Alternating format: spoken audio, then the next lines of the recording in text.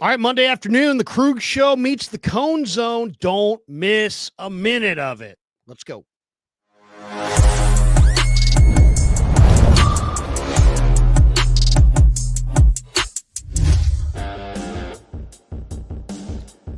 Off and running on a Monday. Hope everybody's having a great day. Beautiful weather out here in the East Bay. Draft week has begun. Thursday night, round 1. Friday night, rounds 2 and 3.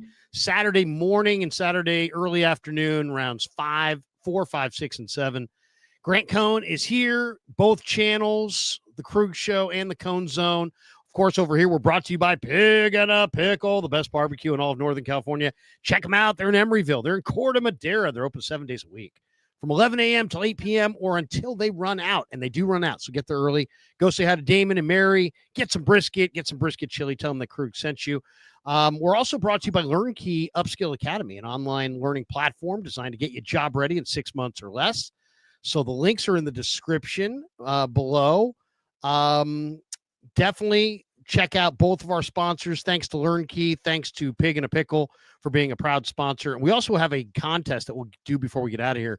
LearnKey has sponsored a contest with the winner getting a $100 Visa gift card.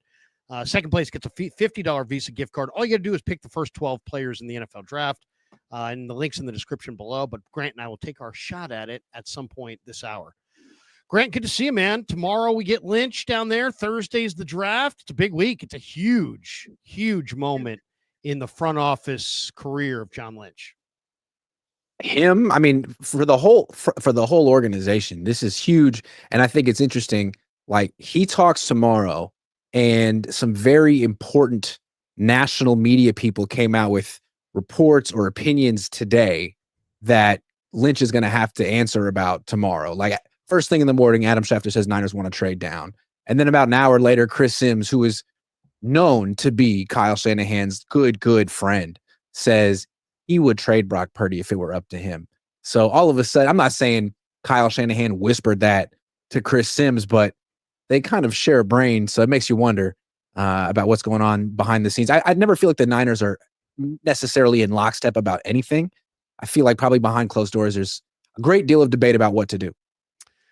Juicy. It's going to be juicy. It's never boring covering the 49ers. It's just never boring. Let's start right there with Brock Purdy, because I think that's, central folk. That's the center of this offseason, is what's that contract extension going to look like? When's it going to get done? Is it going to get done? The Niners, according to Mayoko, made an offer. It's sitting. Brock's people know it's there. And according to Mayoko, they haven't accepted the offer, and maybe more importantly, they won't accept the offer. He made it seem like the offer's there. Purdy's camp isn't going to take that offer right now, but isn't going to take that offer in the future.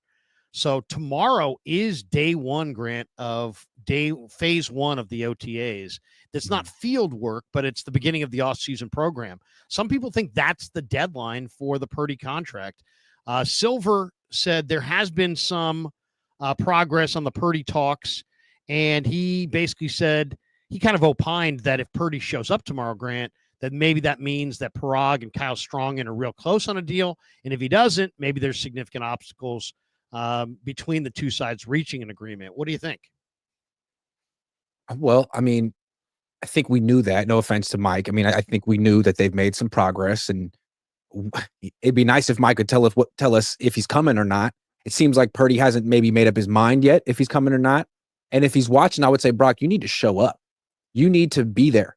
You're the leader of this team, supposedly. If you want to show the organization that you're the franchise guy, you got to be there. Fred Warner's going to show up. He wants an extension too. All this holding out stuff, I really don't like. And I feel like the Niners brought it on themselves by allowing player after player after player to not only hold out, but then win the negotiation at the very end. And this is going to keep happening to them year after year, even from players who seem like they're church choir boys. I mean, it's going to keep happening, because why wouldn't you do this? If you're from an agent's perspective, it worked the last 4 years in a row. So the Niners eventually going to have to break this pattern, put their foot down and say, no, if you hold out, we're trading you. So I don't know if the Niners have it in them to actually make a bold move like that. But Brock, George, if they threaten to not come to OTAs because of money, if they threaten to hold up this season too, after what happened last season with the holdouts, I'd trade him. We're going to get to that in a second. But as far as what's on the line, I mean, as far as, why do you want that? I mean, I guess what's on the line if Purdy and Kittle, for whatever reason, don't show tomorrow? Because basically from looking at Silver's report, Silver says, hey, Fred Warner doesn't have a deal, wants one, but is going to show up, and they haven't even started that. That Kittle wants a deal and is likely not to show up, and he didn't seem like he knew if Brock would show up. What's the importance or the significance of Purdy and Kittle being there tomorrow?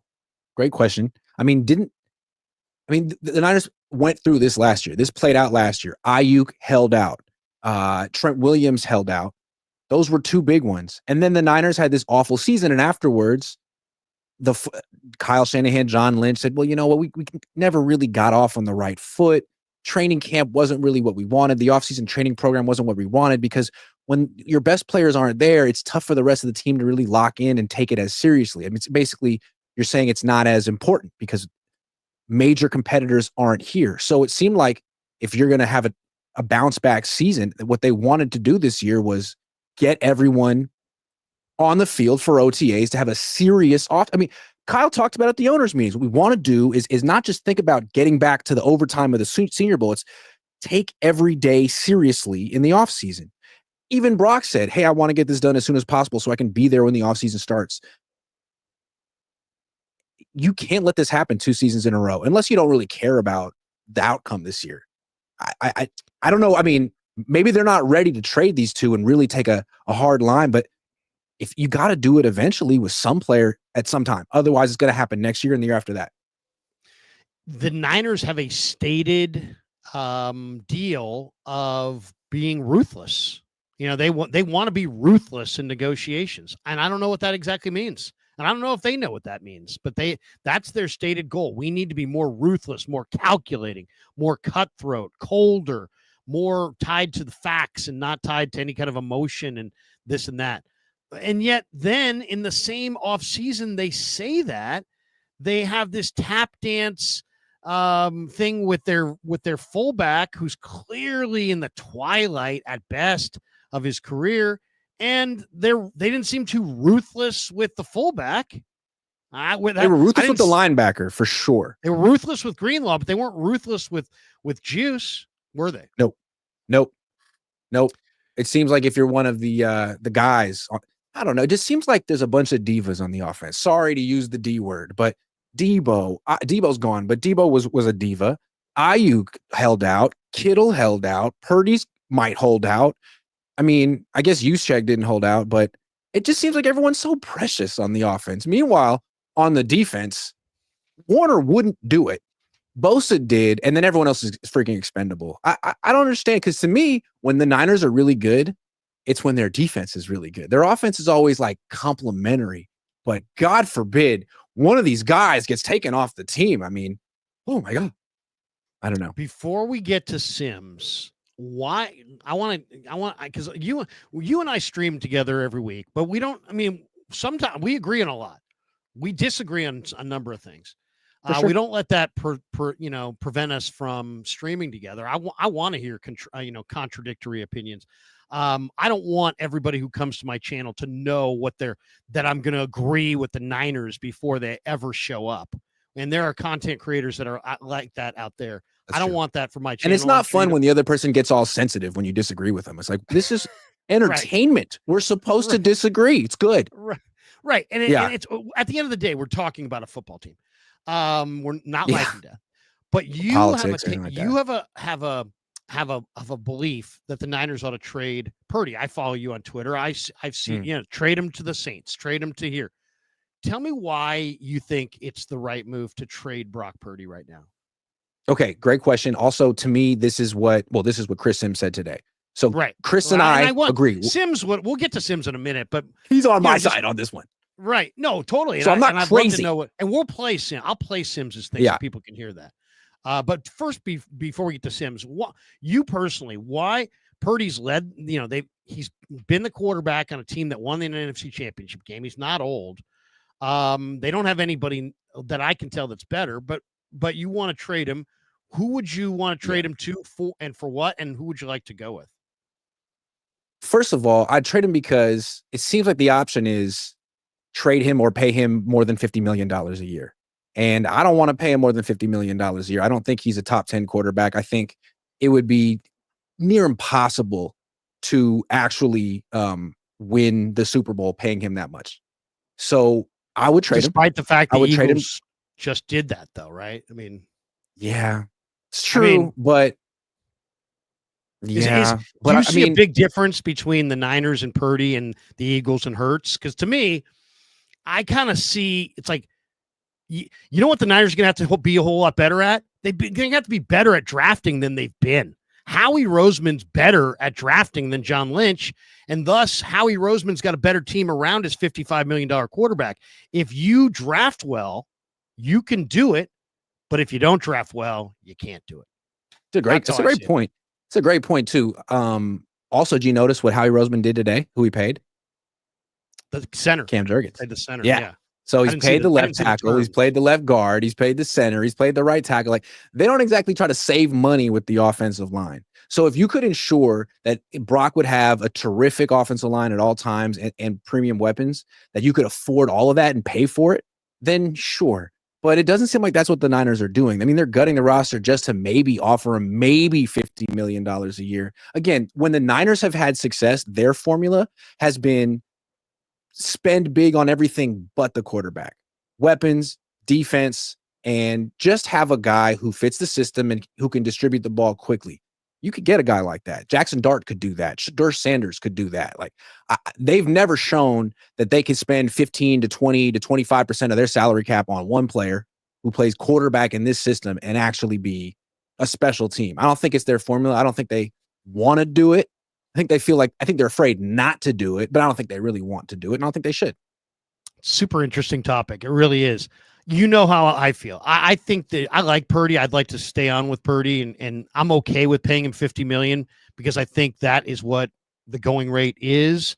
But I will recognize that, hey man, it's going to be a whole lot more difficult to win paying Brock Purdy $50 million than it is paying him $900,000. I mean, the logic that you just used, which is fair logic, it's the going rate. That's the logic that the Cowboys use when they paid Dak Prescott. It's the logic that the Dolphins use when they paid Tua, and those teams screwed up. And I mean, it seemed like the right move at the time, but it blew up in their faces. Okay, so you don't want in that position. Let's go back to the Cowboy thing. Wouldn't the equivalent of paying Dak that with that cap in that year really be more like the equivalent of paying Brock $65 million? I'm with you if you're saying, hey, man, do not pay this guy record-setting money. Do not set new precedents with Brock Purdy. I'm there. I'm with you. But anywhere in the top 10 is going to be north of 50. I don't know. Well, Chris Sims' point is that he's not a top 10 quarterback. He's a top 10 quarterback with Kyle Shanahan and the 49ers group of Avengers. But that doesn't make him a top 10 quarterback. I mean, a lot of quarterbacks would put up top 10 numbers in that situation. So it's to me, what's so interesting about this is like the number 5 is so critical here. For Brock, he needs that 50 plus to show that he's a true franchise quarterback. Because if you make less than $50 million a year, you're kind of looked at as a bridge. So is it about the money or is it about the status? I feel like Brock has to have the 5 and the Niners can't give it to him. Maybe they will, but it will just look so weak. And I think their own fans will be disappointed if he gets it.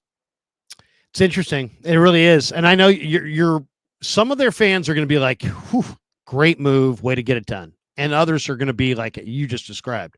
What makes this even more complicated is that the owner of the team has publicly stated that this is one of the 10 best quarterbacks. So let's go back to Sims for a second. With an asterisk. What's that?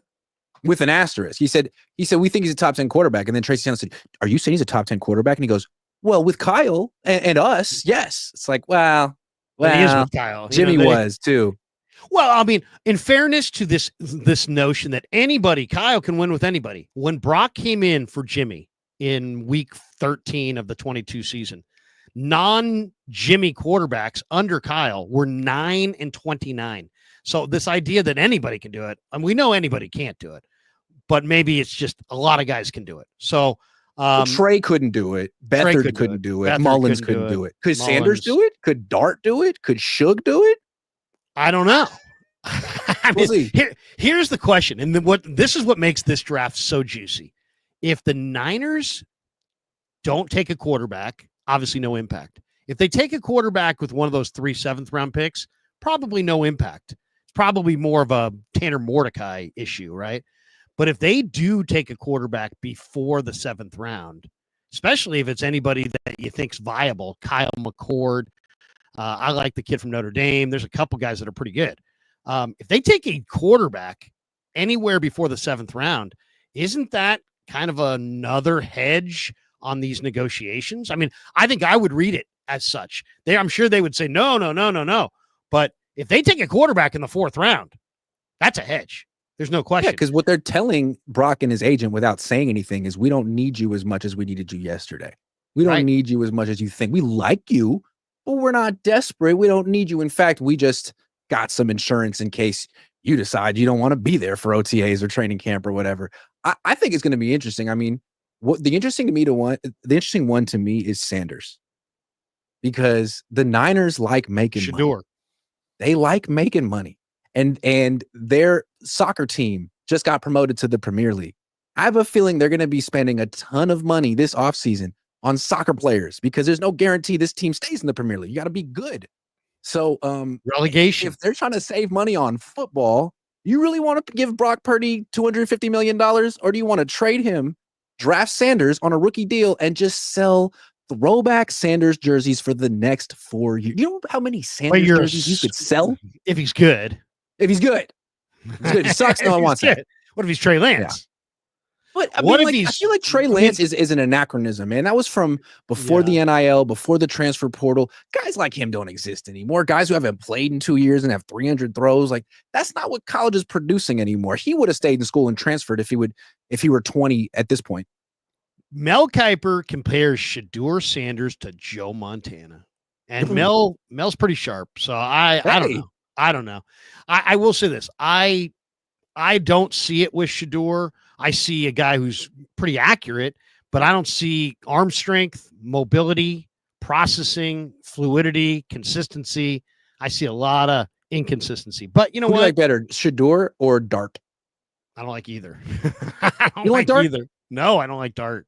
I don't like because quarterbacks coming out of Lane Kiffin's offenses never have done anything. They all stink, and I'm not sure why. Plus, I love all those receivers. Juice Wells, Trey Harris, Jordan Watkins, Priestcorn. I loved all the Ole Miss receivers. I'm not the biggest Dart guy. I kind of like I don't like Milroe either, really, as a thrower, but he's super intriguing as an athlete, as a runner. I mean, he's 4.3 speed. I like he couldn't operate the Niners offense because what he needs to be in the Eagles offense where it's go routes on the outside, stop routes on the outside, RPOs. That's your passing game. There's no over the middle passing game with the Eagles. I mean, that's what Milroe needs to be in, and that's not the Niners offense. And Milroe looked horrible at the Senior Bowl. I mean, we're not talking about horrible 5 years ago. We're talking about he looked horrible in practice like 5 weeks ago. So I love Cam. No on Sanders, no on Dart, no on Milroe. Shuck throws an unbelievable ball, but he's kind of immobile. He's been in college forever. I would say no to him. I'm not a Shuck fan. I don't love Ewers, and I don't love Will Howard. But that next group, Kyle McCord, Riley Leonard. Some people like Dane Brugler likes Max Brosmer. Kiper loves Dylan Gabriel. There's this kid named Seth Hennigan who's got a photographic memory, and he's deadly accurate for Memphis. He was fantastic. I really like him. Brady Cook. There's a couple other guys, but you know, there's a guy from Montana State who runs 4.37. Now he doesn't have much of an arm, but he's a 4.37 running quarterback. Tommy Malott is his name. I don't know. What do you make? Okay, how about the Kittle trade? Because I've heard you say if Kittle doesn't show up, I mean, Kittle is like a lifelong 49er. Isn't he going to go to aren't they going to the finish line with Kittle? I mean, these guys, I don't think they didn't go to the finish line with Ronnie Lott, Jerry Rice, Joe Montana. I think that's sentimental. and a 31, soon to be 32-year-old tight end who's threatening to hold out, like I wouldn't do You it. trade him. If he doesn't show up tomorrow, you would trade him? I would trade him and Brock No. on draft night together. I would send him to Tennessee together. They want to be in Tennessee. They're hanging out in Tennessee all offseason. They go to Nashville Predator games together. You might get that number 1 pick. Trade Brock, you want Cam? And 11 for number 1. Wow. Do it. First of all, I wouldn't trade Brock for number 1. I would not. Not this year. Oh, come on. I wouldn't trade. No, because I like Cam Ward, but Cam Ward takes huge risks with the ball. He's really, I'm not saying really take reckless. Quarterback number 1 at all. I'm not saying take a quarterback. You I like wanna go with Carter. I think Mac? that guy's a generational player. Would you go with Mac? Do you feel comfortable? I going would with take Mac? Abdul Carter number 1, and I would go with Mac, and I would take a quarterback in round 2. Whoever the best one is, whether it's Dart or Sanders or Shook or whoever. Not Milroe. I don't think he's a bad fit for this offense. But that's what I do. I hear you. I'm not paying any quarterback $50 million a year unless he's Matt Stafford at the minimum. He has to be better than Matt Stafford, and Stafford's even getting 40. Sorry. But this guy's done more than Tua, than Lawrence, than Love, than Herbert. But we're not paying for what he did in the past. We're paying for what we think he can do in the future while making hella money. And I just don't think I think we got a glimpse of it last year. Last year was kind of what it might look like because a lot of those weapons were hurt. Pretend that he was just making a lot of money and those weapons were priced out. It was not a pretty year. He played a lot of hero ball. His decision-making wasn't great. I wasn't really. 6 wins. Here's what he did. This is what he did. I looked this up just so we'd have this today. So this is what Brock did last year. 3,864 passing yards, 20 touchdowns, 12 picks. He was 10th in the league in yards, total yards. He was 3rd in the league in yards per attempt. He was 6th in the league in yards per game, 257 a game. He was 15th in the league in touchdowns with 20. He was tied with 7 other quarterbacks for the 4th most interceptions with 12. He was 7th in QBR, if you like that stat. He was 13th in QB rating, if you prefer that one. He was 17th in completion percentage. He was 17th in pass attempts. He was 18th in pass completions, and he was 17th in the most sacked quarterback. He was sacked 31 times.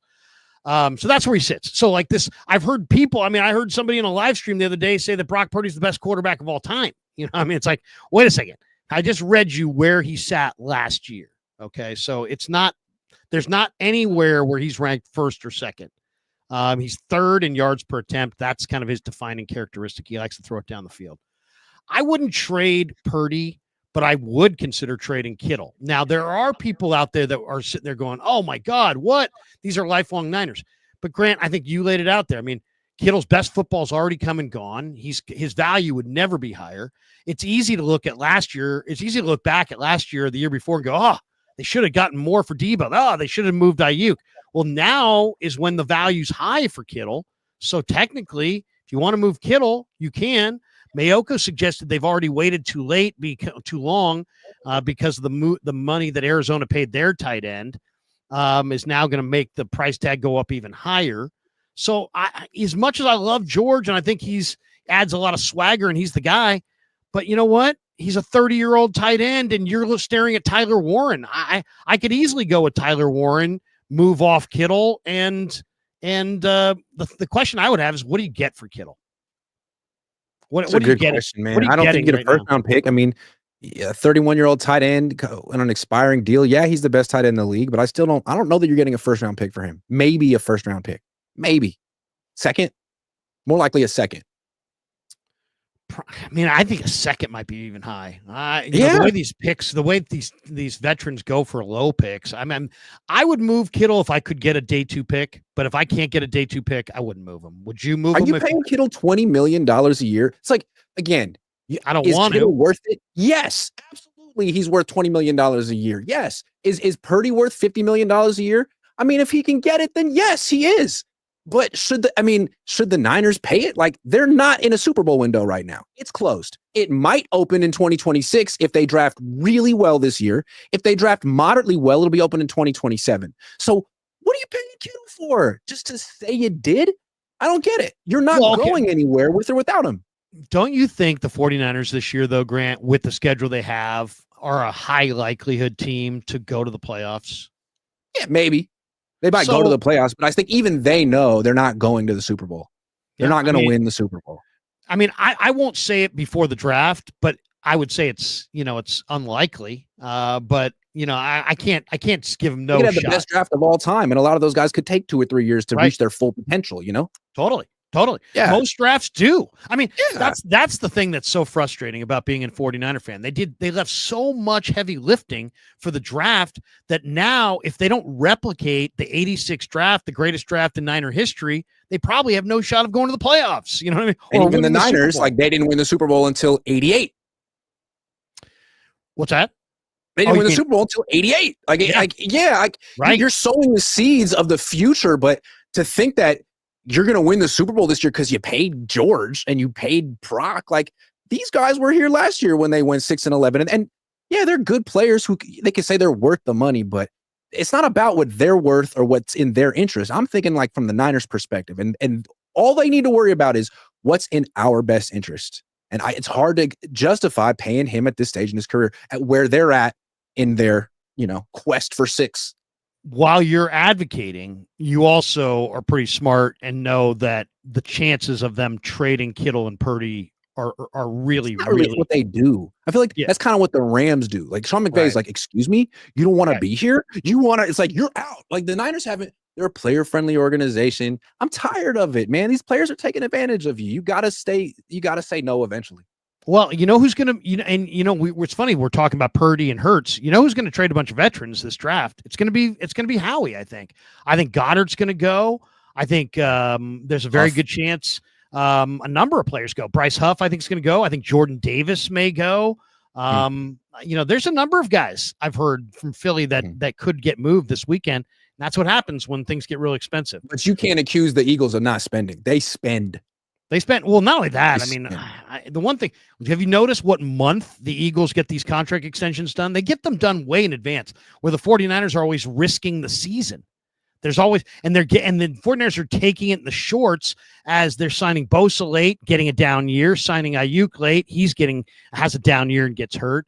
It's like the timing on their signings is I don't think advantageous to get the most out of the player in that next year. And I think it's been proven.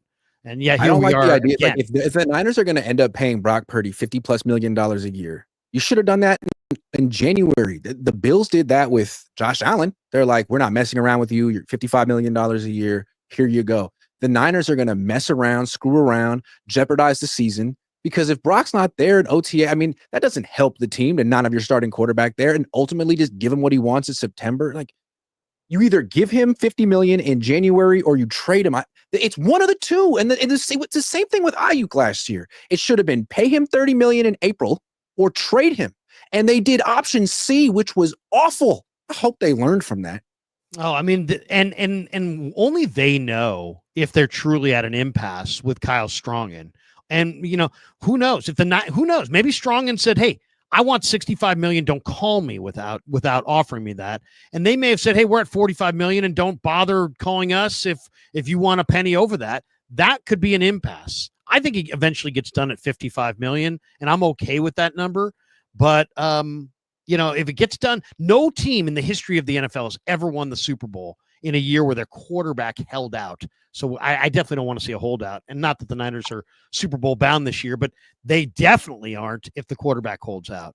I got a question for you. Yeah. So the Niners have been acting like cash strapped all year, and they've been invested in soccer teams and lots of cap room, third most cap room in the league. They were trying to trade Brandon Ayuk just to avoid paying him an option bonus. Like, they look strapped for cash, $23 million. They had to pay it to him. And I'm thinking, man, that doesn't help Brock Purdy because they don't have that much liquidity right now. And they just gave a lot of it to Brandon. So I'm wondering if they can even offer him more than $50 million a year until, boom, Leeds United gets promoted to the English Premier League. And now they're going to get like a couple £100,000. Is it possible that the Niners can take some of that money, throw it over to Brock? That's what I'd be asking if I was Kyle Strong. I'd be like, oh, congratulations on that Leeds United victory today. We won $60 million. Turns out.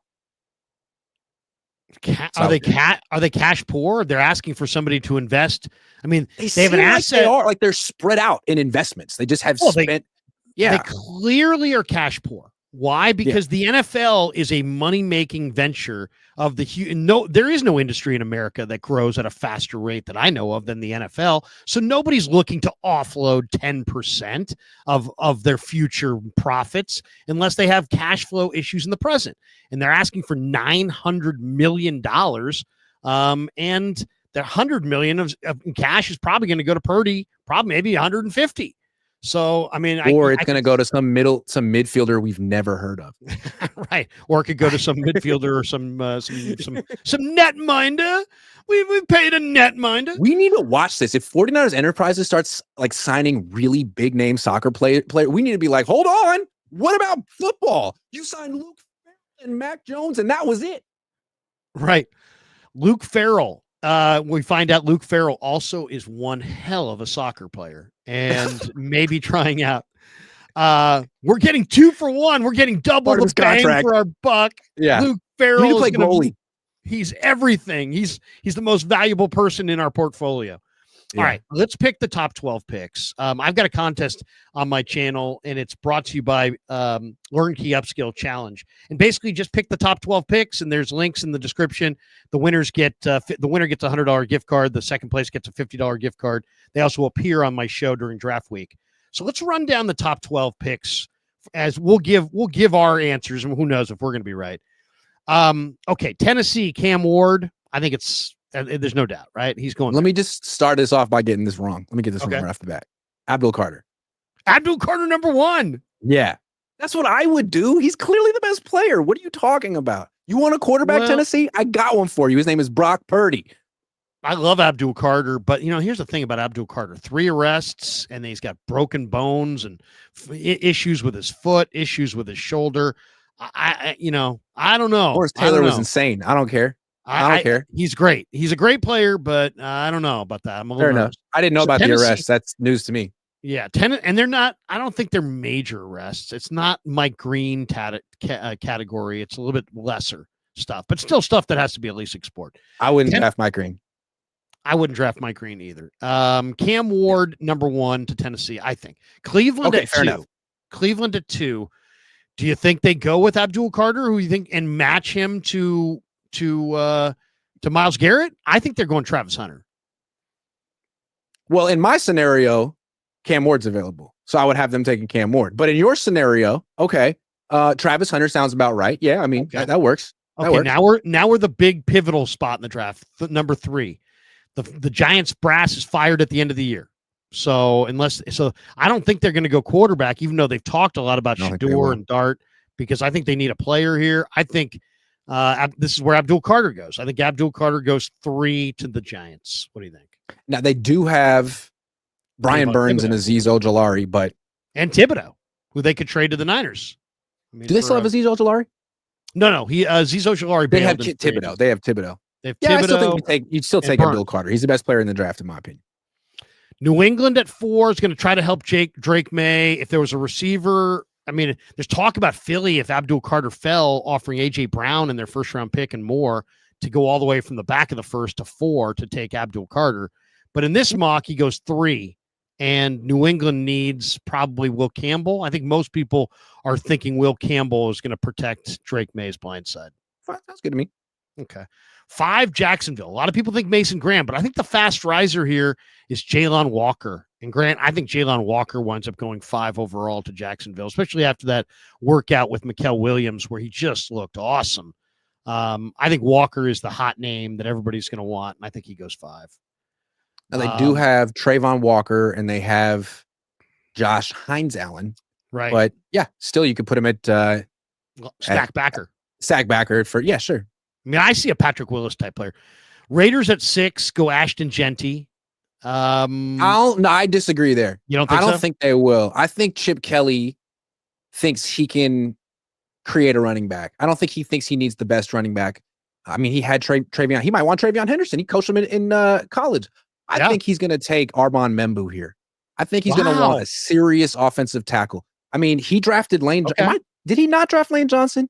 He coached Lane Johnson. With him, I think having a great right tackle is important because it's a spread offense. You often have the tight end detached. A lot of open formations. That guy's on an island. Just saying. I think they go Membu here. Wow. Okay. So Yeah. Grant says Membu at 6. I'm saying I've been thinking Genty about at that one 6. a lot. I'm very confident about that. I do not think the Raiders are taking a running back. As Okay. good as Genty is. There were people today listening to Pete and his pressers saying the same thing. He's not going running back, and I didn't have a I don't chance think to so. listen to the quote. So the I don't Jets think at so. 7, I have going Membu, but you just had Membu there. Do you put Genty with the Jets, or do you put Tyler Warren with the Jets, or I Shamar haven't really thought Stewart, about the Jets Mason much. I mean, Graham? they're awful. Like they need everything, right? What do they not have? They They could don't have take a Robert running Sala back. anymore. Yeah, I feel like a running back goes to a team that has certain building blocks in place. They seem like they need everything. I mean, they could take Mason Graham. They have Quinn Williams. I don't know. I could see I have the Jets going Membu, but if he was gone before, I could see, maybe trying to get the Jets to trade back get Dallas to trade up for Genty. But maybe I could also see the Jets going Tyler Warren right there. That could be That's interesting. A good pick. That's a All good right, pick. Carolina at 8. Now this is where I think this thing gets crazy. I like Pittsburgh to trade next year's 1 to Carolina for 8. And so they can get ahead of New Orleans and take Shador. I think Tomlin is starting to feel heat the way that Shanahan is starting to feel heat. And yeah, he's a great coach. You got to win a playoff game, bro. You got to win a playoff game. You haven't won a playoff game in a long, long time. So I think Mike Tomlin knows he's got to have a better quarterback. And I think he likes Shador. I think he really thinks Shador's got a lot of upside. I think he's a good leader. I think he thinks he's going to be a great leader. So I like Pittsburgh trading next year's number 1 to Carolina. Carolina moves back to 21. Pittsburgh jumps in and takes Shador. My bold prediction is that Shador is going to drop. Really? Out of the top 20. I think the NFL's down on him. Maybe unfairly, but I think they look at him and they see entitled, nepotism, has only been coached by his dad. And if he has like a rough experience with the coach, is he gonna, sandbag it and maybe get replaced? Is Dion like breathing over the coach's shoulder? I don't know if Kyle would care about that, but I think Sanders is gonna drop. He still could end up being a good quarterback, but he could be there for the Steelers at 21. He could be there for the Titans at 35. I'm not sure, but I also don't think a team's going to trade up for a quarterback this year because the whole league is saying it's a bad year for quarterbacks. And I think no team wants to be like the Niners who trade up for Trey Lance. Yeah. No, I hear you. I hear you. Yeah. I have New Orleans at 9 going with McMillan. I don't know who the New Orleans says. They could go Shamar Stewart. They could go Jackson Dart. They could go Sanders. But I think they're going to get. They could go Kelvin Banks. They could go Banks. I think that makes a lot of sense. I think the Bears at 10 go Graham. I think he's going to fall. I think whatever fall he has, it's going to end before the Niners. If Genty's on the board when the Niners are there at 11, that's just Christmas because they could either take him or trade down. And trading down might be the best possible outcome for the 49ers. But if Sanders and Genty are there, like, thank you. What do you think of the report that the Niners are one of 4 or 5 teams that wants to trade down, according to Schefter? The Niners are at 11. If they're at 11, who would you take at 11 if this were our breakdown here, our mock? So we're walking through the top. I'd almost 11. want to take Genty. I think that guy's so good. And with the Niners, I know they need everything, but when they have a healthy, dominant running back, they go to the Super Bowl. They go to the NFC Championship game.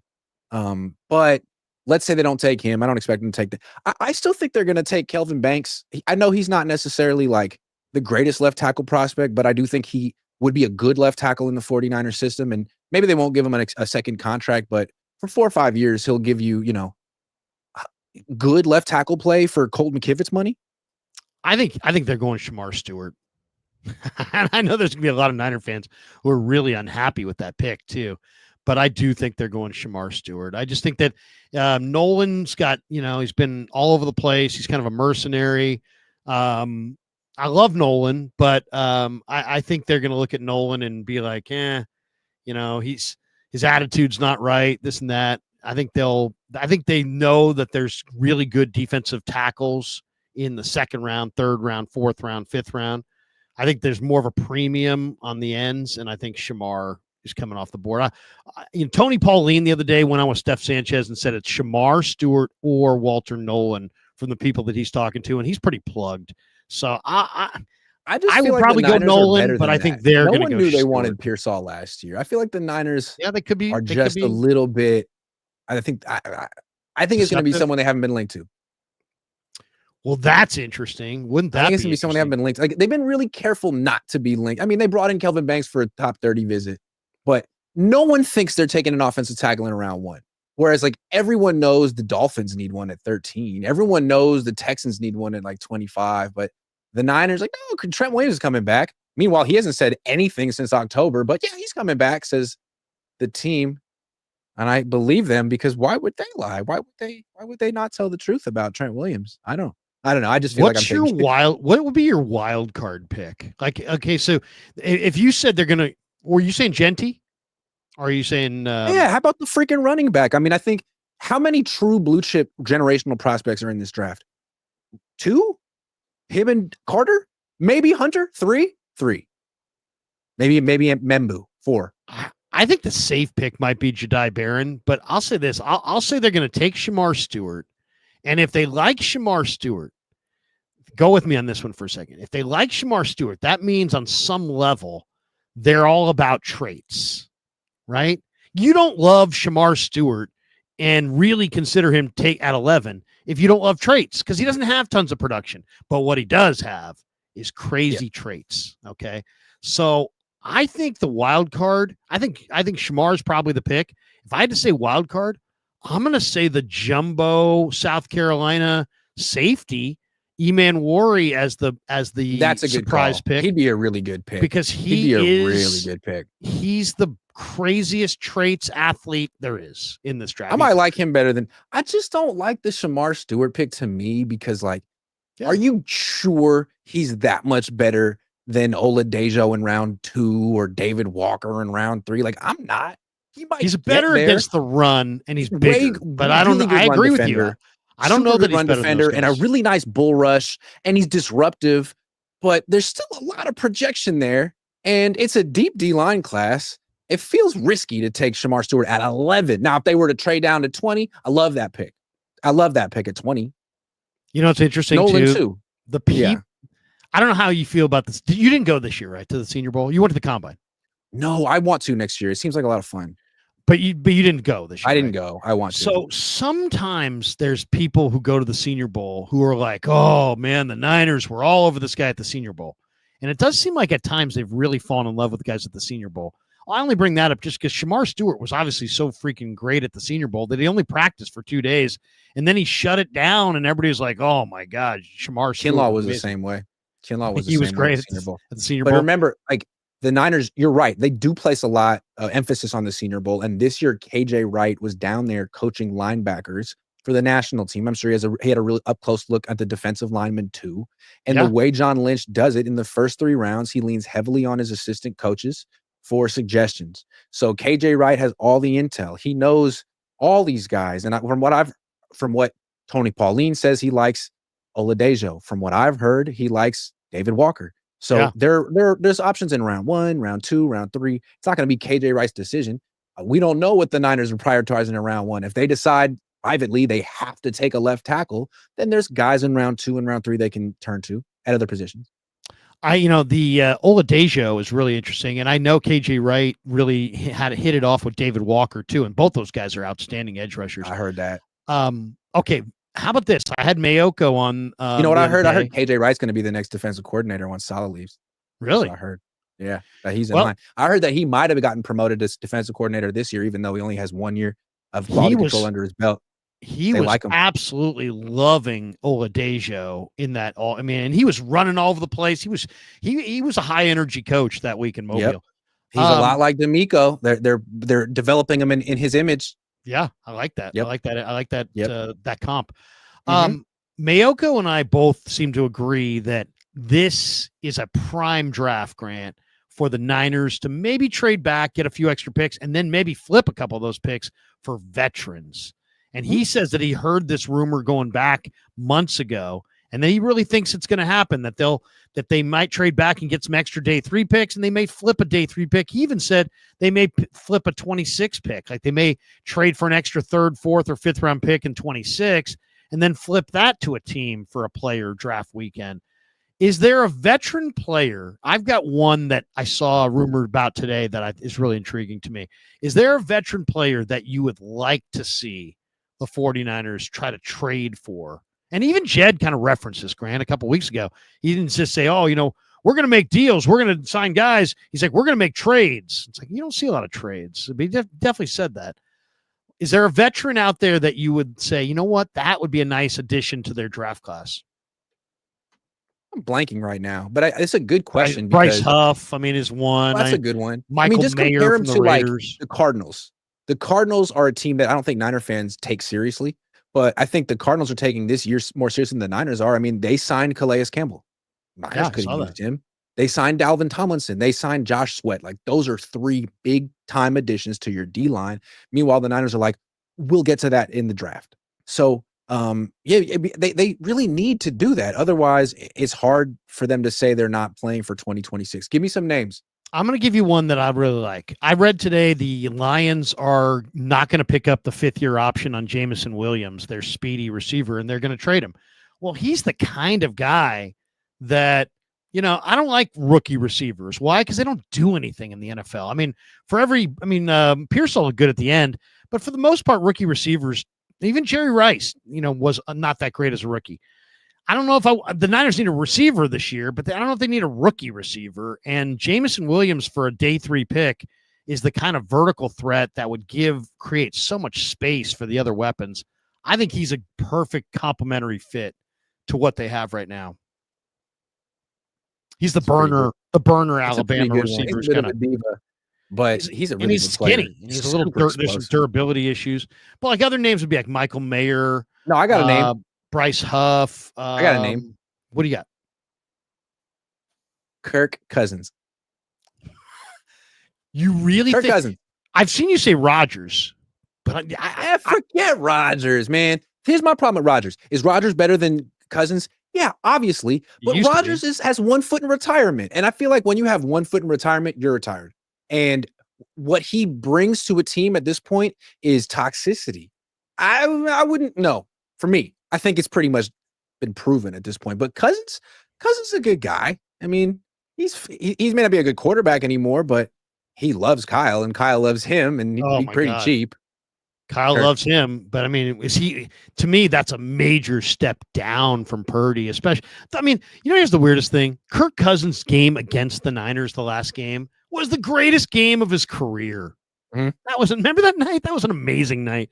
Every ball he completed, every pass. It was like he's incredible. He was definitely better than Purdy in that one game. Oh, he was great. He was one of the greatest quarterbacks of all time in that game. He completed like 80% of his passes for like 375 or something. That's another quarterback the Niners could have for less than $50 million a year. If you're just dead set, don't want to pay Purdy, this is the best year ever to not pay him. Because you got options, you got draft options, you got free agent options, you got trade options. I'll give you another name. Let's just say you're dead set. You don't want to pay Purdy.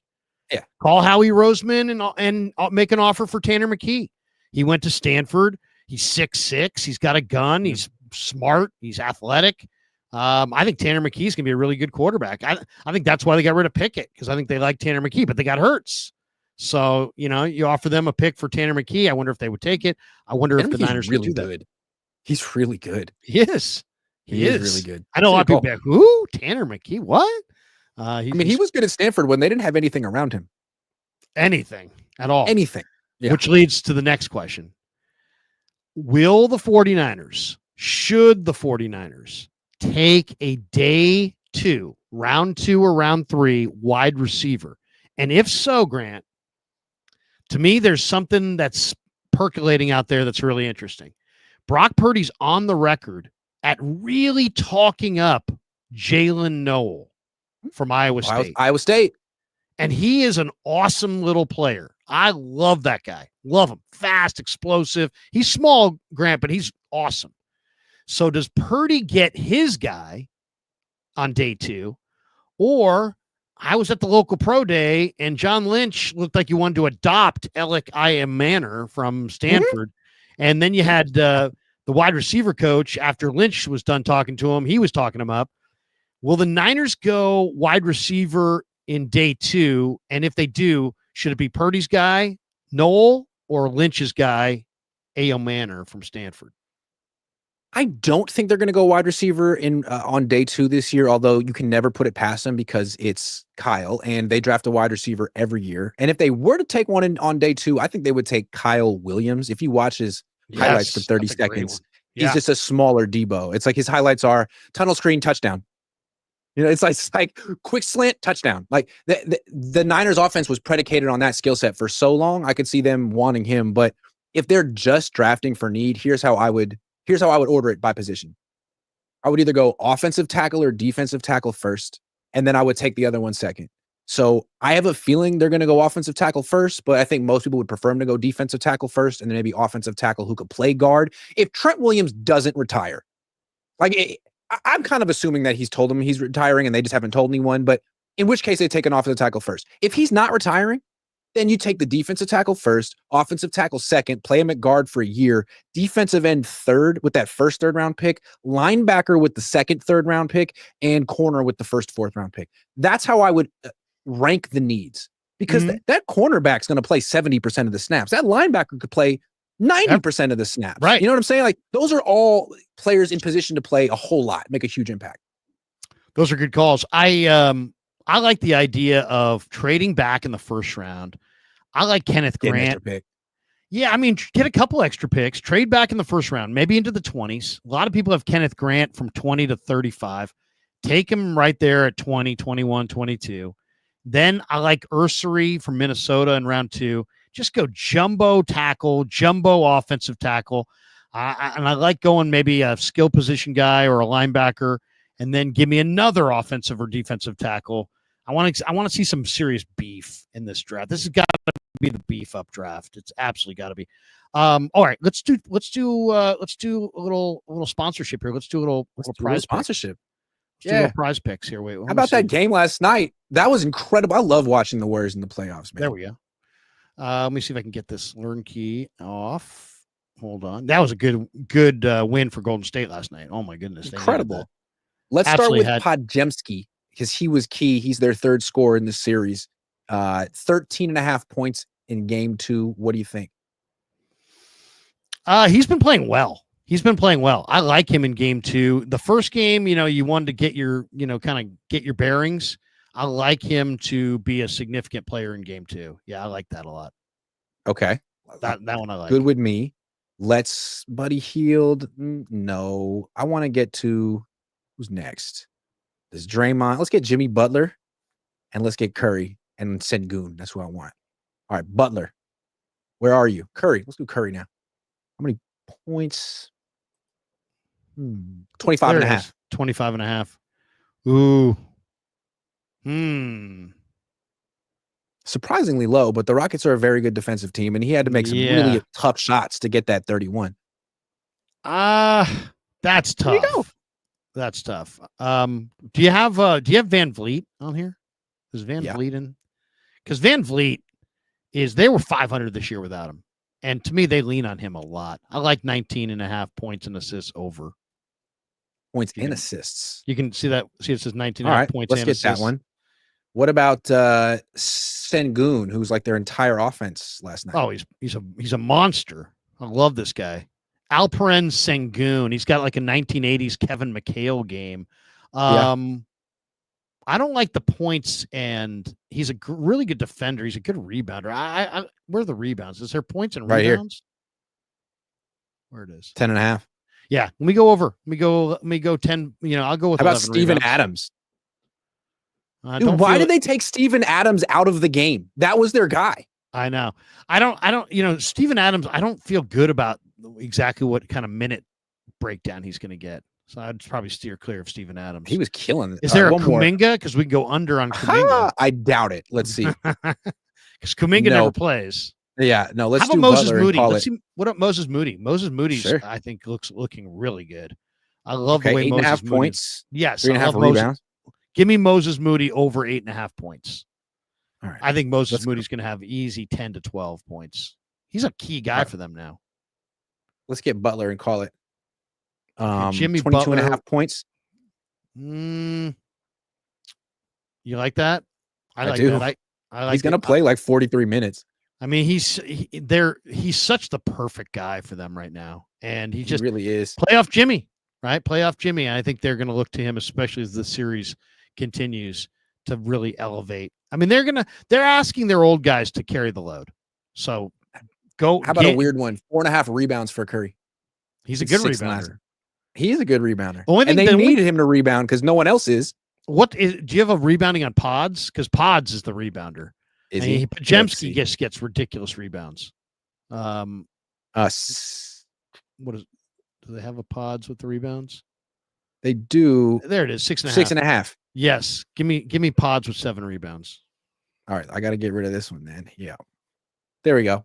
That's the line. I like Pods is more consistent rebounding than shooting.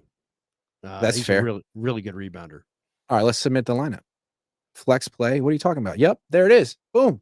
Hey, use promo code Cohn COHN and get that with your first $5 pick. Get $50 instantly, and I get something too. So it's just generous to me for you to go to Prize Picks and use my promo code. Thank you so much for supporting the channel. Awesome, way to go, Prize Picks, and once again, you've driven them so they know exactly where to go. Yeah, Prize Picks. Thank you to Prize Picks for sponsoring Grant's show. Thank you. Okay, couple last thoughts before we call it a stream. Offensive line. This is where I feel like if I was left alone with the 49er brass, we would start arguing about this. They talk up their center. They talk up their right tackle. The statistical breakdowns of these teams basically all fly in the face of it. Should the Niners get a right tackle and let McKivitz move from right tackle to left guard and play him on the inside? Or, Grant, should they draft somebody, play that youngster at left guard, and keep McKivitz out at right tackle? What do you think is the better reconfiguration of this line? I mean, that's a great question. I think moving McKivitz out of right tackle would have been clever. It's probably what they should have done last year. I mean, Jalen Moore's a better player than Colton McKivitz, and yet they stuck with McKivitz. So I think what they're going to do is stick with what they have, change as little as possible, and just plug someone in that left guard spot. And that's what they're going to do. I don't know if it's the right thing to do, but I think that's what they're going to do. I think they're going to get someone who's big. I don't think people understand the profile that the Niners are looking for from that left guard spot. Laken Tomlinson was 325. Aaron Banks was 325. They're not looking for some Dominic Pooney, quick 20-yard shuttle. They want a guy can move a guy from point A to point B. So Tyler Booker, Jonah Savanaye, or Ariante Ursary. They could take him, play him at guard for a year or two, and move him to left tackle when Trent Williams retires. Round 2. Yeah. Banks is a second-round pick. I love that idea. I absolutely love that idea. It would be nice if they really could get a couple tackles, because I don't know how much Trent's got. And I don't know if I love their backup tackle situation. You don't have Jalen Moore. So I almost feel like if they could get, a couple offensive tackles, it'd be great. I mean, I didn't feel like this a month ago, but now that Jalen Moore is gone and it seems like they don't have an answer for if Trent retires. They don't have an answer if they need a right tackle. And you know what I mean? It's hard to find tackles. They're really rare body types. And once you don't have, it's harder to find tackles than quarterbacks. Yeah. I mean, it's crazy to say that. All right. Last question before we get out of here. If you had to wager every penny that you had on just any player becoming a 49er out of the draft, and that'd be a first-round pick, and it'd be a second-round pick. It could be any pick. It could be any round. It could be after the draft. It could be a local guy from the local pro day. It could be anybody. It could be a kicker. If you had to wed the Niners to one player, who would be the player that you think they're most likely to go after? David Walker. Wow. David Walker, round 3. I mean, I don't know why. I mean, not that I have that kind of an opinion of him. From what I hear, they really like him. They like him so much. He's getting projected to be late round 3, maybe mid round 4. From what I understand, they would take him at 75. They're prepared to reach for David Walker. But maybe my intel is no good, but there's a lot of misinformation out there these days. But I think the answer is David. That's why I don't pick Shamar Stewart in round 1. I think the Niners have Yeah. other plans. They're going to go in a different direction in round one, a different position, and take David Walker. And I think that's the ace up their sleeve.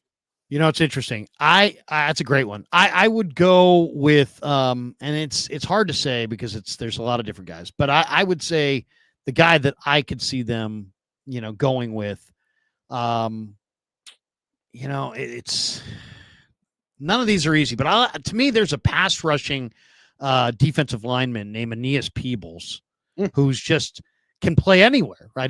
Was he another Senior Bowl guy? I think he was. He was a Senior Bowl guy. He was. Yeah. 6 feet, 300 pounds, good pass rusher. They had a 30 visit with him. He's really, really athletic. He's like one of those guys that he could rush the passer from any spot on their line, which, they love all their games and stunts and twists and everything they play up front. I'll say Aeneas Peebles. I think Aeneas Peebles is a guy that could very, very easily picture as a Niner. All right, let's hit the Supers. Love that. I ignored the Supers. And Shedeur Sanders. Just telling you, man. Garrett Saul's in the house. He said, "Theory, is that you with are you Grant Cohn?" GK Kittle asked Kyle for a blocking tight end at the end of last year meeting so he can have more offensive opportunities. Think about how he felt post Super Bowl. George Kittle asked Kyle for a blocking tight end at the end of the year meeting so he can have more offensive opportunities. You think George Kittle asked the Niners to pay someone else? No. He asked them to pay him, and then they paid a different tight end, and George was like, "Excuse me, what?" And if they draft a pass catching tight end, it makes you wonder if they're like moving on because now you have the blocker and the pass catcher, Harold Fannin Jr. Oh my God, Fannin Jr. is a lot like Debo. He's like a running back. I see him as a Debo type. Not super explosive, but really, really great hands. Like really great hands. If the Niners take a tight end in round 3, I'm wondering what's up with Kittle because we just got the report today that he's a long shot to show up to OTAs. Not that they're mandatory, but still doesn't sound like the Niners and him have made much progress. I'm eager for when we see the first sign of this new ruthless 49ers because we didn't see it with Juice. So where are we going to see it? Is we going to see it with Purdy? We can see it with Kittle. We can see it with Warner. The Niners do this when they negotiate, though. Like they try to draft people that play the player's position when they're negotiating. Like they don't always do it well. But with Debo, they were negotiating with him, and they took Danny Gray and Ty Davis Price. It's like, well, if we're going to replace Debo, it's got to be with 2 players. Like, well, they both suck.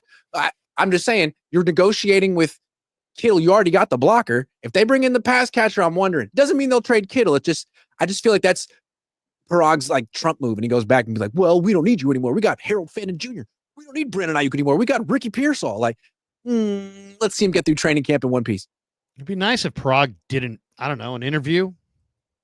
Is anybody down there? Considering he's so important. How about, I don't know, an interview?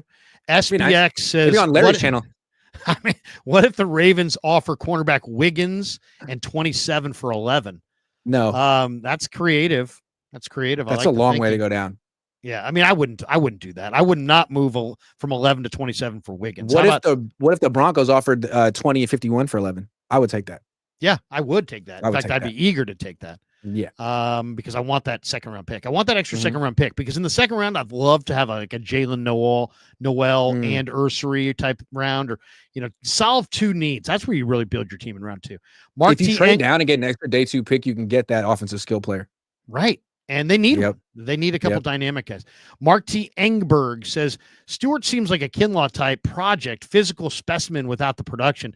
Trade down for Booker and prioritize plug and play starter.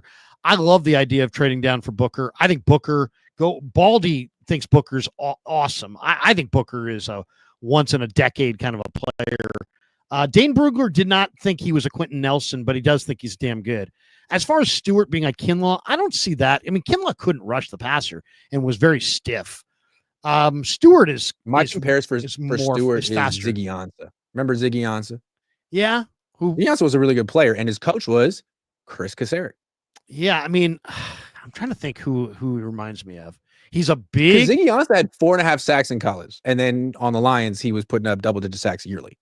Kind of reminds me a little bit of an Ebukam in that he's strong, really strong, and he's very forceful as a rusher, but he doesn't have big sack totals. Ebukam didn't have these double-digit massive sack totals, but at times he would beat his guy and look like a double-digit sack guy. Does your neck ever hurt from streaming? I don't know, but we're almost done. Kills me, man. I don't know. It's the angle or something. You got to get a new chair. Oh. David E says, Larry, why do the Niners want Purdy on a short-term deal? I think the Niners want Purdy on a short-term deal because I think the 49ers ownership wants to be able to hit the eject button on the entire regime and attract a top-tier coach, GM, and you can't do that if you have entanglements. So I think they want 3 years for Purdy because they want to give Shanahan 3 more years, Lynch 3 more years. And if they get to the end of the 3-year period or after 2 years, they don't think it's happening, they can always extend if they want to, but they can also pull the ripcord on the entire thing. So I think Brock Purdy's agent's going to have a hard time getting the Niners beyond 3 years. I really do. Hold firm, Jed. We're all happy with where we believe in you. You can do it. David E says, Larry, why do the Niners want Purdy on a short-term deal? Did he just say that? Got you. Got him. Hey, both times I loved it. Daza, yes, we can make the playoffs this year. Is the goal to make the playoffs or a serious contender to win a championship? We're making a Super Bowl with Purdy this. We're making a Super Bowl with Purdy this year. We can probably make the playoffs with Mac. I think they could make the playoffs with Mac. Do you? Yeah, I do think they make playoffs with Mac. I think they make the playoffs with Jackson Dart.